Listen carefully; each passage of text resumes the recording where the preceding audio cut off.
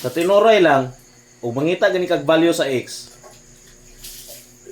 Dili naman nagkikidahanglan gyud kay wala naman gindantanay value ang x kay x na gani.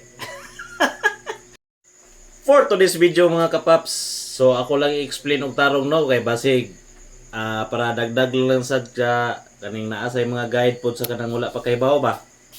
Kay kani siya basic algebra rin siya pero lisod-lisod di siya sa mga dili kay bawo. Kanang dili kasubay ba. So katong gihatag din ako nga equation na tong niagi.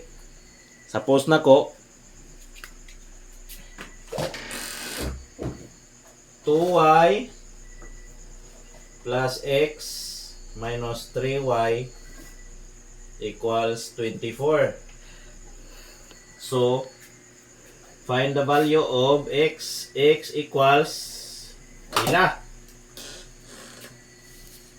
So, na nakatubag dito. Pero gipangitaan ako solusyon. Dili siya, wala sa siya ka. Nakatubag si ma'am na, si ma'am. Nakatubag siya pero gipangitaan ako og solusyon. Wala siya kakuan. So, ako lang ikuan para maklaro ang solusyon na. Before ni siya ikuan, kaya pwede pa ni siya ma-simplify.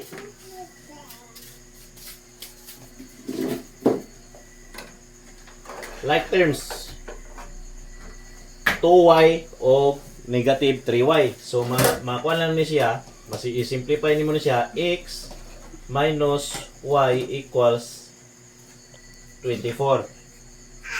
So, sayo na na siya. So, ang pagkuha na ni mo sa x, ana, x equals sa tinuray lang ug mangita gani kag value sa x.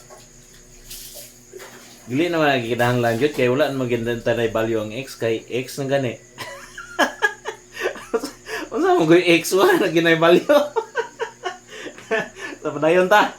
So x equals 24. Ibalhin mo na siya diri spikas para masulit nga mo lang ni mabilid dire. So once mo balhin gani kag equals or equation sign, mahimo na siya kung unsay kuan sign niya dire, nagbalik spikas, mausab na siya.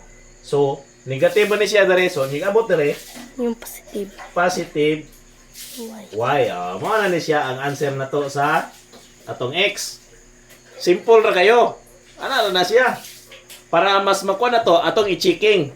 Ha? I-checking na to. So, mauna na siya atong value sa x. X equals 24 plus y. Okay ha? So, i-resolve na to ni 3.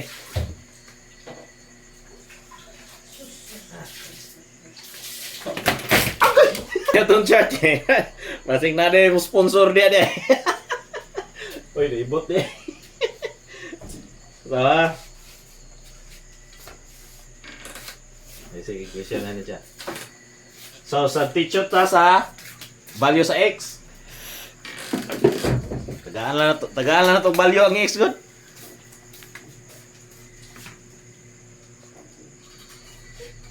y plus, so, substitute sa 24 plus y minus 3y equals 24. So, combine na to like, kuha no, i-simplify na to. 2y plus y equals 3y. Minus 3y equals 0. So, wala na siya. So, ang mabilin dire, kuha na lang. 24 equals 24.